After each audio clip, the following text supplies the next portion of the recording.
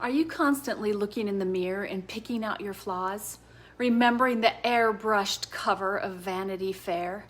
Comparing yourself to those model-like women on social media who deep down you know it is really just a really well put together filter that makes them look that way? You turn on the news and you hear the atrocity of boys competing in girls' sports, stealing the victory from the ones who have worked their whole lives for that trophy. Young boys and girls being stolen away by the self-proclaimed education system at the first sign they may have a feminine or masculine tendency, taking away the rights of the parents and condemning the child to a life of mental health battles. Surgery becomes the suggested solution to the wrong gender, sagging skin, drooping eyelids, or your shrunken breasts after breastfeeding and giving life to your babies. This is all part of the planned cultural identity crisis and an attack on women. Do you find yourself in a place that you're not quite sure who you are? Throughout history, societal expectations have dictated how women should look, behave, and live. Today, this pressure takes a new form through social media, creating an atmosphere that can be detrimental to a woman's sense of self, and it is affecting girls of all ages. Airbrushed photos and carefully crafted online personas create a constant comparison game, leading to feelings of inadequacy and dissatisfaction with one's own appearance. It has become common practice for us to think that we need to fix what we have been made to think is wrong with us through cosmetic surgery and other procedures. This way of thinking leads to an identity crisis. What is that?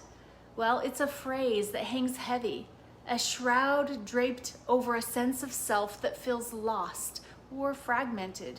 We stare at ourselves in the mirror of life, but the reflection staring back is blurry, distorted, and formed by beliefs that have been forced on us. This universal human experience can be triggered by life events, societal pressures and agendas, or simply a gnawing sense of unease. At the heart of this crisis lies a fundamental question: who am I? We search for answers in external validation, achievements or labels, career titles, social statuses, and relationships. Yet these often provide fleeting satisfaction, leaving the core unanchored and creating at times the initial identity crisis that is then compounded by a medical crisis. So I'd love to share a little bit more of my story with you about personal identity and the crisis I went through. In 1999, before I knew Jesus, I found myself in a very weird time of my life. I had recently gone through a difficult divorce and found myself as a single mom and thinking about dating again. I had given birth and breastfed my two amazing kids, and as you know, childbirth and then breastfeeding can be very hard on our bodies, and there are definite changes that occur. For me, I did not have very good elasticity in my skin and my tissue, and so I had stretch marks and breasts that now looked like rocks in the bottom of socks. My best friend was a hairdresser, and she had a client that was a new plastic surgeon, and he was working to determine what kind of specialty he wanted to have. He offered my girlfriend and two of her friends to get breast implants as a 3-for-1 cost. What a great deal, right? Why wouldn't you? Well, we went ahead and increased our bust size, which the recovery from that surgery, by the way, was not fun. Cutting into the muscle to put implants under them has the effect of severe pain that feels like you have an elephant sitting on your chest. After healing, I immediately had this puffed up confidence and started wearing clothes that would show off my new chest, and of course that led to all kinds of attention from men. My breast implants, they became part of my identity, an identity that actually took me further away from God and who I truly am. What I didn't know then was that the fake boobs I had put on my chest that would be there for 21 years would become the reason behind unknown pain symptoms and struggle for over a decade. In early 2021, I felt like I was dying. My husband and I had tried everything. We had all the tests done, with there never being anything wrong. Heck, thanks to the natural products I take, my hormones even came back perfect at the age of 49. We were at our wits' end, and I cried out to God to show me what was wrong with me. He brought me into understanding of breast implant illness and how the toxic ingredients of the implants were making me sick. I learned what it meant to have an explant or to take the implants out. And within 90 days, I had surgery. I'm not kidding you when I say I had immediate change in my wellness. So much so that I knew I had to share with other women and help raise awareness by sharing the real stories of other women and breast implant illness, the damage they leave in their wake, the women's health struggles, cancers that can be caused by implants, damaged relationships, and further damage to the women's identities. I am super excited to be putting together a book including the interviews of 10 women that shared their journey on my podcast, as well as my own personal story, and even messages from doctors to help raise enough and more awareness around the dangers of implants. Through this experience, the biggest lesson I learned was that our true identities have nothing to do with what society says about us or what we should be or look like. Ladies, we are not our shapes. We are not our boobs.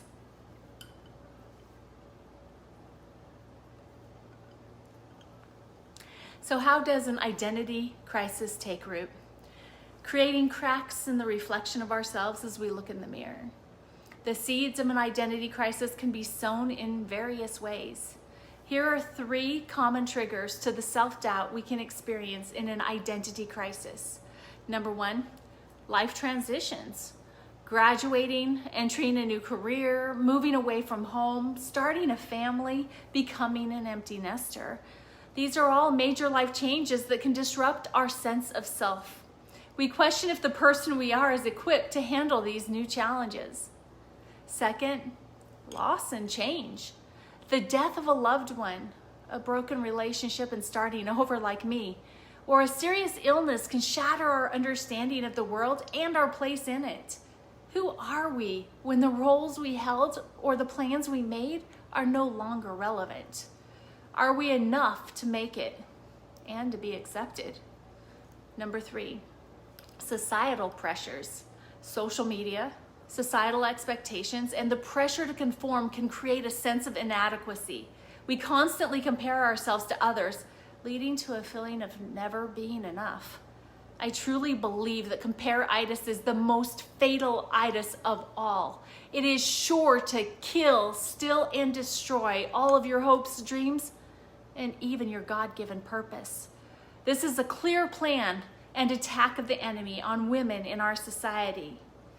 These experiences can leave us feeling uncertain. The reflection in the mirror seems unfamiliar, a stranger wearing our skin.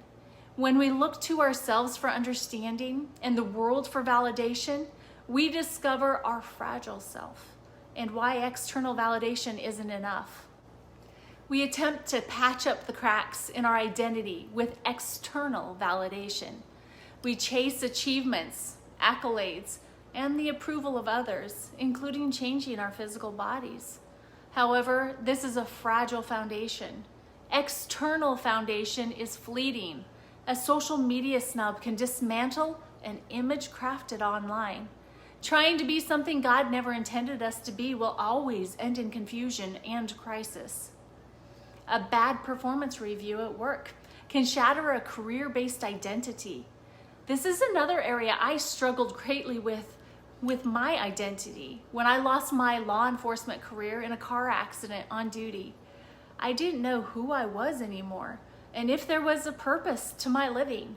This, combined with physical pain, difficult family dynamics, prescription medication, and a brain injury, led me to trying to end my life 4 times.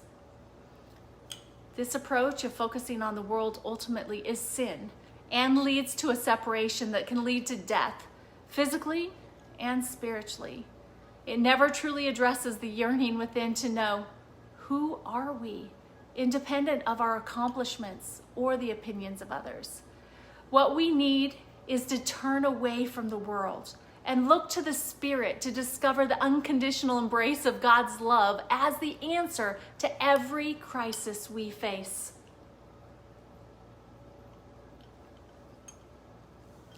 Knowing the one who loves us unconditionally and never changes provides a foundation that external circumstances cannot shake. Here's how the love of God can offer healing and a true connection to who we are. First, through unconditional love.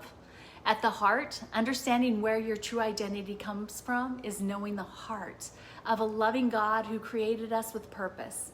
This love isn't dependent on our achievements or failures. Knowing we are inherently valuable simply for existing offers a deep sense of security. This means we have to truly know who God is and who we are not. God is the creator of all things. He is the judge of all things. He deserves all the praise. We can do nothing good without God, and He never changes. Once you say yes to Jesus, you are forgiven, given grace, and adopted into God's family as a child of God. No matter what you ever do, you are accepted just the way you are and loved unconditionally. In Ephesians 3:18 through 19, it says, "May you have power, together with all the Lord's holy people, to grasp how wide and long and high and deep is the love of Christ, and to know this love that surpasses knowledge, that you may be filled to the measure of all the fullness of God." Second, reframing your self-worth. God's love shifts the focus from outward validation to inward value. We are worthy not because of what we do or achieve, but because we are God's creation. As God's child, He wants us to learn and grow in His truth. And because God loves and accepts you as His child, He will help you see where you need to change the way you think, where you focus, and how you need to start believing what He says about you. You are the child of the Most High King who created you in His image and gave you creation ability to fulfill a purpose He trusts you to do. In Romans 8:31 through 35, it says, "What then shall we say in response to these things? If God is for us, who can be against us? He who did not spare His own Son, but gave Him up for us all, how will He not also, along with Him, graciously give us all things? Who will bring any charge against those whom God has chosen? It is God who justifies. Who then is the one who condemns? No one. Christ Jesus, who died, more than that, who was raised to life, is at the right hand of God and is also interceding for us. Who shall separate us from the love of Christ? Shall trouble or hardship or persecution or famine or nakedness or danger or swords? Nothing can separate us from the love of Christ. The third, the love of God can restore your true identity by using it as a source of strength. Focusing on God's love, the fact Jesus thought you were to die for, and leaning into your faith will provide a source of strength, a wellspring of hope for you to draw from during challenging times. We will all have times in our lives where if we lean on our own understanding, we will fall into crisis that seems overwhelming. Yet, if we practice our faith and build our trust muscles in God's truth, we will be able to lean on Him, and He will take the heavy burden for us, reinforcing the love of a father for his child, reinforcing your true identity. I truly want to help you get pointed in the right direction on your path to wholeness. I love the example of the Japanese kintsugi. It is the Japanese art of repairing broken pottery by mending the areas of breakage with urushi lacquer, dusted or mixed with powdered gold, silver, or platinum. As a philosophy, it treats breakage and repair as part of the history of an object, rather than something to disguise or throw away, making it more valuable in its repair. God wants you to look at what you have perceived as crisis, brokenness and struggle as opportunities to lean into his love, allowing him to heal you the way only he can, while in the process making you more valuable to his kingdom because of the experiences you have had. You are not broken, my dear sister. You are simply an opportunity for the Master to show his goodness through you, to help others find their healing and true identity too. That has a value much greater than gold or silver.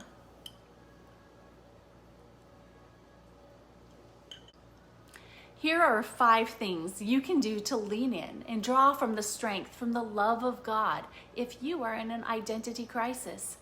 First, self-reflection. Carve out time for quiet introspection. Pray to God to show you where, as your loving Father, he would have you shift in your values. What brings you joy and what has mattered to you up until now. Journaling can be a helpful tool in this process. Compare the things you have written to what God says in his word. Number 2, connect with your faith. Spend time in prayer, immersing yourself in the scriptures. Seek guidance from spiritual mentors, church leaders, or church communities. It is important for you to be in community with others that know the love of God and what your true identity is. The noise of the world can be so loud. It is easy to be distracted by it. Have others that rely on God around you so that they can help you focus and draw you back into God's loving embrace. Number 3, practice gratitude. Focus on the blessings in your life, big or small. Gratitude grounds us and reminds us of the good in the world and the goodness of our God that is always working things out for good in your life. Take time morning and night to write out at least 2 things you are grateful for, finding new things every day. Then take time to say thanks and be grateful throughout the day for those things. You will soon find yourself with many more things to be grateful for. Where your focus goes, grows. Number 4, serve others. Helping others takes the focus off our own troubles and allows us to connect with something larger than ourselves. It also gives God the opportunity to use us to help answer other people's prayers for help. Ask God every morning to show you who you can help that day, and then be open to act when he shows you. This is a time you will be able to put the empathy you earned in your own difficulties to help someone else move their hardships with more ease than you may have had. Number 5, seek professional help. If the crisis feels overwhelming, don't hesitate to seek professional help from a therapist or counselor. I highly recommend you find a Christian Bible-based counselor that will point you to what God says in your situation and to the solution he has for you. I am currently going through a master's program with Victorious Christian Living International to become a biblical counselor, and can attest to you the healing power of God's words and promises. If you need an affordable online resource for healing God's way, I recommend contacting VCLI at www.vcli.org or by calling 888-577-4904. With a biblical counselor with Victorious Christian Living, you can receive healing God's way in 7 areas of life: spiritual, psychological, social, physical, financial, marital, and parenting. Tell them I sent you. The road to healing from the aftermath of an identity crisis is not always easy, yet it is made more simple when you have the right guidance, tools, and understanding of who your Father in heaven is and how much he loves you. You are enough exactly the way you are because he created you that way. Sister, the time is now for you to come to know exactly who you are and what you are called to do. We as maturing ladies must be secure in God so that we can stand up to the evil in this world and help others meet Jesus and learn their true identities too. The next generations are counting on us in this broken world. Always keep in mind, you are never alone. God is always there. He never changes, and he will never leave or forsake you. He loves you unconditionally, and I love you too. Please subscribe, ring the bell, and share with anyone you know that may be in an identity crisis and needs to know God's love. Thank you so much for watching. I'll see you next time.